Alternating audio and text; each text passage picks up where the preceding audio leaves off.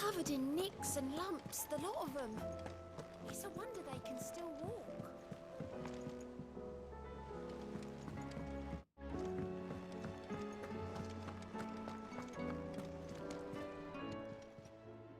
Clive. If you're gonna buy something, be quick about it. You'll not find a better price than that. It'd better all be here. You'll not find a better price than that. Finished, are you?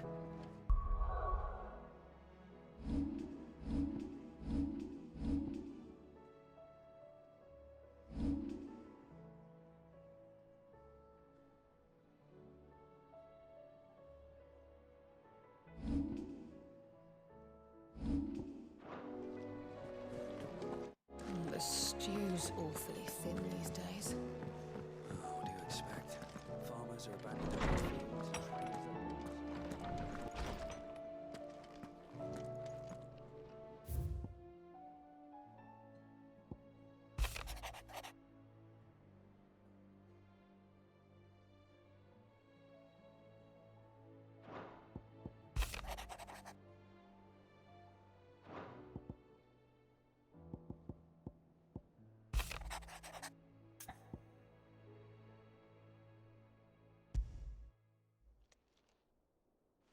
Hopefully it's nothing. But I should speak to Blackthorn just in case.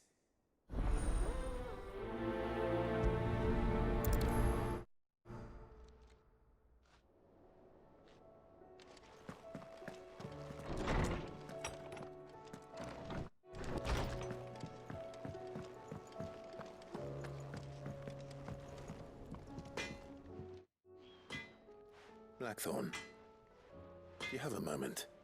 Not really, no. This won't take long. I just wanted to ask how you're getting on. August was worried about you, that you might still be doubting your craft, even after learning the trick of that cuirass. Is there something else weighing on your mind? Perhaps sharing your thoughts might help. That bastard's like a dog with a bone. Still, you've got a keen eye, I'll give him that. It's just, well, Karen showed me something. Something I've never seen before. And that was? A sword. An odd-looking thing with a single-edged blade. The metal itself wasn't anything to write home about, but fuck me, the edge on it. You could slice a man clean in two with a weapon like that, and he'd be halfway home before he even realised he'd been cut. So that's what's troubling you? No, not troubling me exactly. More distracting. Can't stop thinking, how do you get an edge that sharp? It's driving me mad. And if you knew how to do it, we could arm the curse breakers with even better blades. That's about the size of it, yeah. I'll see what I can find out. Sharper swords are always welcome. And we can't have our master blacksmith being distracted. You're a soft touch, you know that. But I can't say I'm not grateful for it. Good luck, eh? Thank you. Let's see what Karen knows about this sword.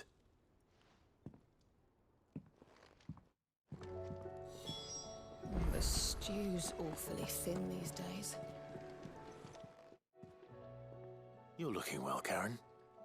What you want? Out with it. I want to know about the sword you showed Blackthorn.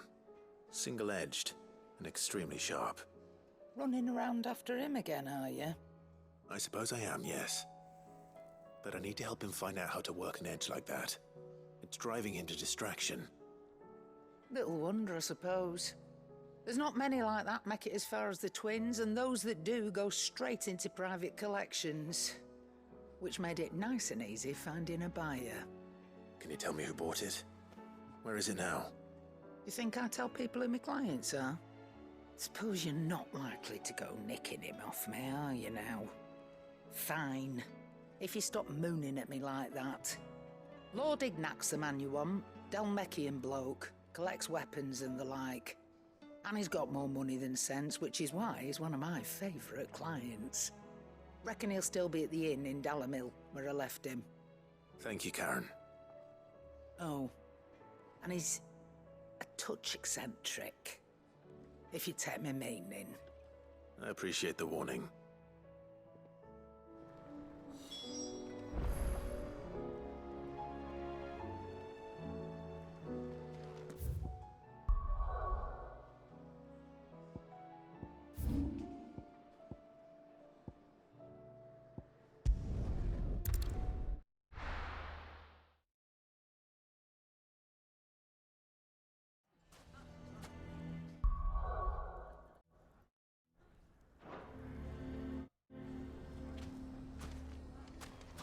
People take notice of wealthy men. Why do they always have to... Shouldn't be too hard to track down Karen's collector. It's driving away our customers.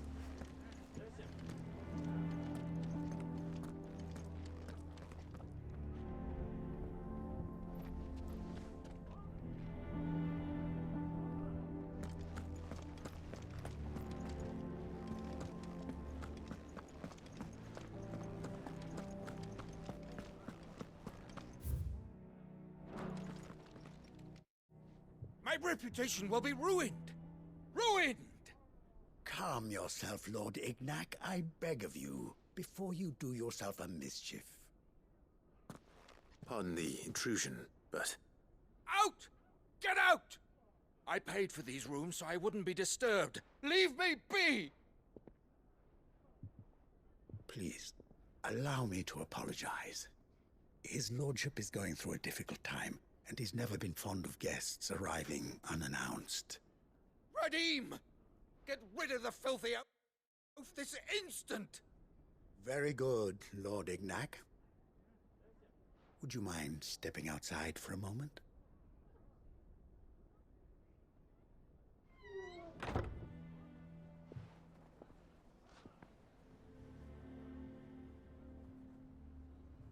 I'm sorry if I've caused you any trouble. That? Oh, no. That's just how his lordship is. Though the morning's events have left him somewhat fractious. He has been dispossessed of his luggage, you see. The thieves also made away with a considerable amount of coin. Coin the innkeeper will soon be keen to collect. I don't suppose a certain blade was among the stolen items. A single-edged sword. It was purchased from a merchant friend of mine. Ah, you know Lady Karen. Yes, I'm afraid it was. Then I'll retrieve Lord Ignac's luggage. But I have one condition. You have but to state it. You are welcome to anything that is within my power to grant. I want an audience with Lord Ignac. A few minutes should be enough. Then I'll be on my way. A condition I would be a fool to refuse. Of course, you shall have your audience. I don't suppose you saw where the thieves went. I did not, no. Though some discreet inquiries made on his lordship's behalf mean that I know where you might find them. The bandit's bed. Every ill-gotten coin in Dalamal is said to pass through that disreputable corner of the Valcroy. And that's where I'm heading. I shall speak to Lord Ignac in your absence, and arrange for an audience upon your triumphant return. That will be very kind of you. Farewell, and best of luck.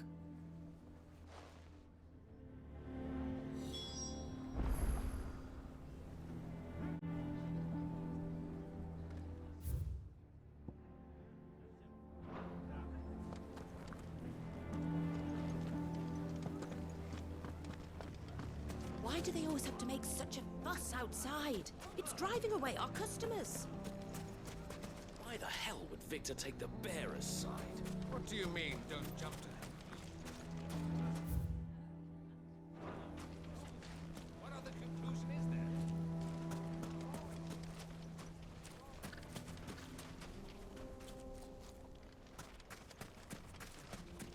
there? How the hell did that bastard get through the desert gate? Where were the guard?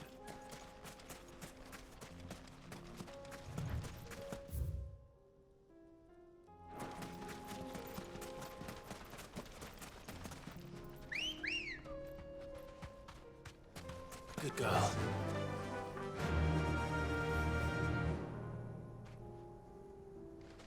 fly, Ambrosia.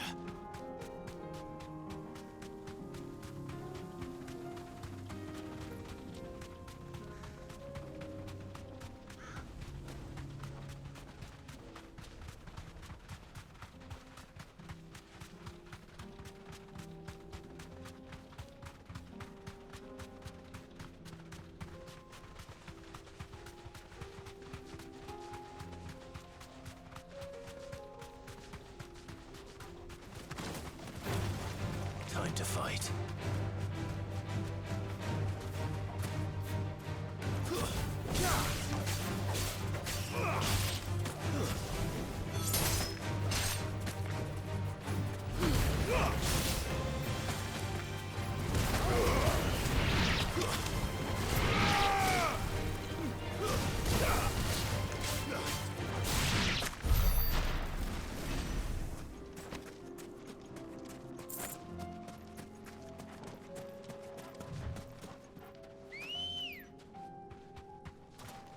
Ready, go?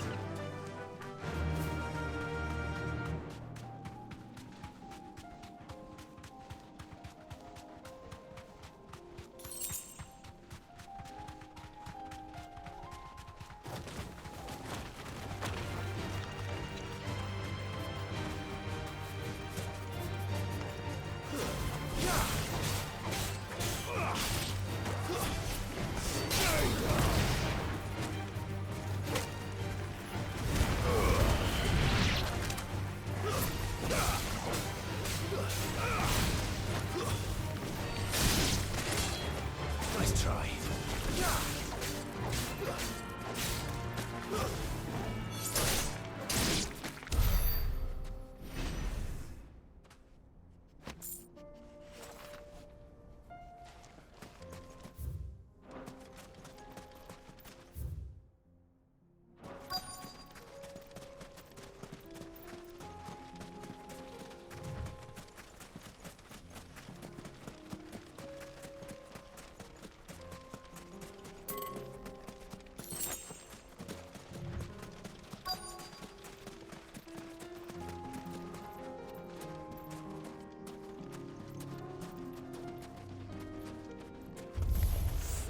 We've got company!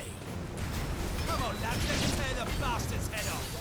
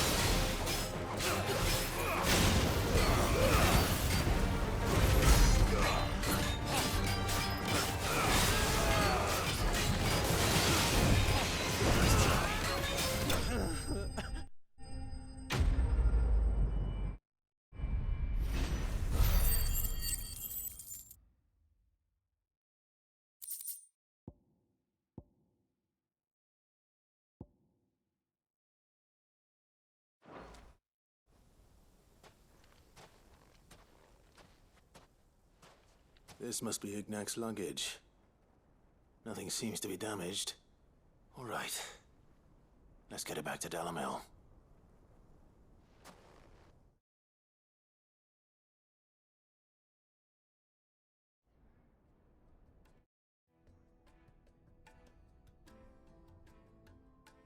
I hear I have you to thank for the return of my effects.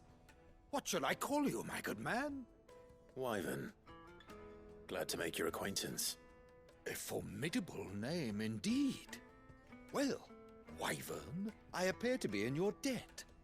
Redeem here tells me you wished for an audience. Is that all? A few moments of your time should suffice, yes. You're a peculiar fellow, Wyvern. All right, speak. Master Wyvern was wondering if you could tell him about a certain single-edged sword you recently acquired. Oh, a true work of art, that one. Karen drove me hard on the price, but I would have sold her Radim here to get my hands on that sword. It was made in the Outer Isles, far beyond the Twins, and is used exclusively by the practitioners of a unique school of swordsmanship. They believe no combat should ever exceed a single strike, and hone their blades to such perfection that none ever does. Each sword is made for that one perfect stroke, and for that stroke only. They crack upon a second blow. There's a brutal sort of beauty to it, really. But how do they hone such an edge? Fine question. Why, they use a whetstone, of course. Whetstones, rather. A whole array of them, ranging from the coarse to the fine. 10,000 licks with the sharpening stone, then 10,000 more. But it is the final stone which lends the blade its legendary sharpness. A mineral quite foreign to this great realm of ours. And that is the key. The secret ingredient. Wyvern, it occurs to me that my little lecture is hardly equal to services rendered. Take this, together with my regards. The very stone of which I spoke, far rarer among collectors than even the blade itself, and a far more fitting payment. Thank you. Pardon the intrusion, my lordship. However, it is long past time we prepared ourselves to depart. So it is. I am locked in bitter competition with a rival collector of curiosities. I am one step ahead of the unscrupulous scoundrel, but he is hard at my heels. Are there many other collectors out there? Too many to count. But only one do I consider my nemesis, Lord Byron Rosfield, and is a perennial thorn in my side. I can imagine. Farewell, Wyvern. May our paths cross again. Radim, we mustn't dawdle.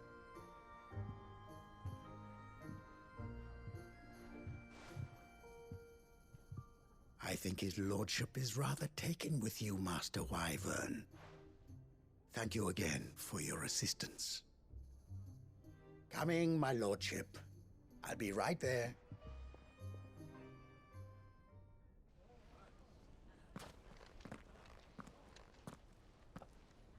Trust Uncle Byron to find such an interesting rival. Now, let's see what Blackthorn makes of this whetstone, shall we?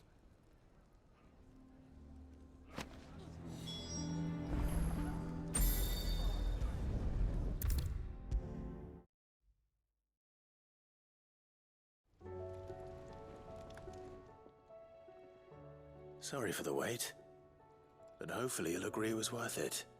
You learned something about that sword, then? I did better than that.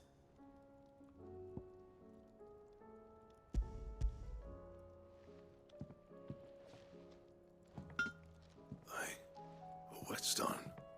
Yes. But not one you'll find anywhere in Valisthea.